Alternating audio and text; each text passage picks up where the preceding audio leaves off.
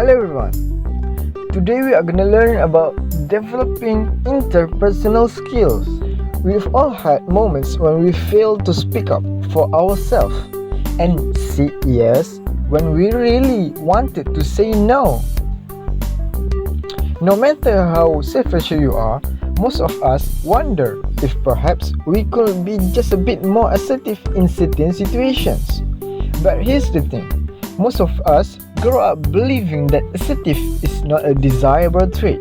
We actually avoid being assertive. We don't want people to think that we are pushy or domineering, for most assertive means being forceful and in your face what you think no matter what. But that's not assertiveness, that's aggression. People often associate aggressiveness with assertiveness, but these two are extremely different. In our attempt to avoid being assertive, we can actually become passive. And being too passive can leave you feeling powerless. If you don't speak up for yourself, refuse to make decisions, or let others dictate your actions, people start to view you as a pushover or someone who lacks confidence. Neither of these are advantageous, especially in the workplace. But how assertive are you? Ask yourself these questions. Do you speak up when your ideas are different? Are you able to say no when you don't want to do something? Or is it your way or others' way? Admitting that you might be passive or too aggressive is tough, but it's the first step in becoming more assertive. When someone is assertive, they sound and emerge confident. People listen to their ideas. Being more assertive is not impossible.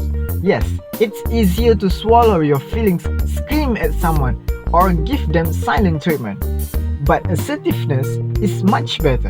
Luckily, assertiveness is a learned action. It's learned through practices.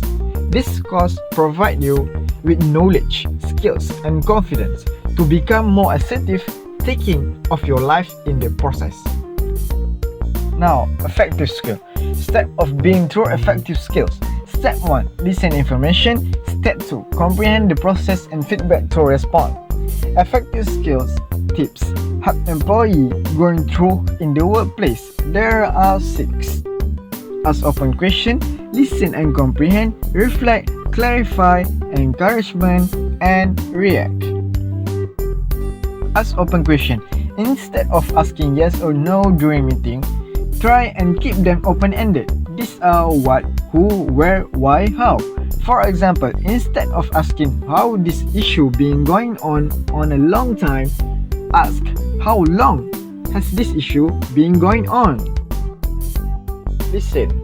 Effective skill, you may need to listen their ideas, opinions, information, instruction, or complaints. Summarize and return back to them. It shows how you're listening and you understand their mind. Reflect. What do you know? What reflect? Repeating back a word or phrase that can encourage people to go on and expand their thoughts. What if your colleague says, "It's been really difficult recently." You can keep conversation going by simply repeating their words. Yes, it's difficult. It's really help. Sometimes employee can gloss over an important point. Saying something as simple as "tell me more about it" cannot only clarify the opinions for you, but for them as well. Encouragement. I sound obvious, but a "go on" or "I see" can really give much needed encouragement for their thought and help them to continue to voice out. React. You don't have to be completely neutral. If whoever employee you are talking to has been having a dreadful time at the workplace, simply acknowledging this is important. Don't be afraid to say you have an awful time and confront them. You need to show that you understood the situation by reacting or nodding to it. After a long shift at the workplace, I get angry over the smallest things. I find myself annoyed. When I am at the workplace, I got a lot of workload from manager. I feel like screaming at everyone. Yesterday, my colleague asked me to help him with his work. I just blew up at him. I feel so guilty. Here goes anger management.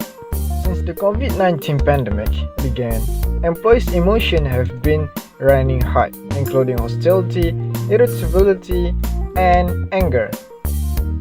Too many workload make you irritation with workload. As a manager, you are not apart from rage at your employees. Usual things. If employees got anger at unfairness of manager. Also, you can't run from feeling fear or worry of near deadlines. When we get mad, it's because anger is easier or more comfortable to express in the moment than admitting to others that we are feeling stressed, scared, embraced, insecure, and sad. This emotion may taking the form of anger at workplace.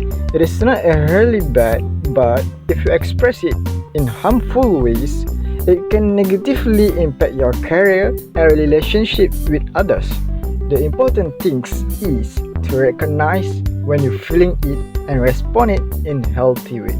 And recognize sign of anger includes being less patient than usual, raising heartbeat, stress or tension, and feeling flushed.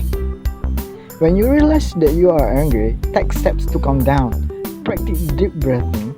Go for relaxed walking. Distract yourself with coffee or music. Take time alone.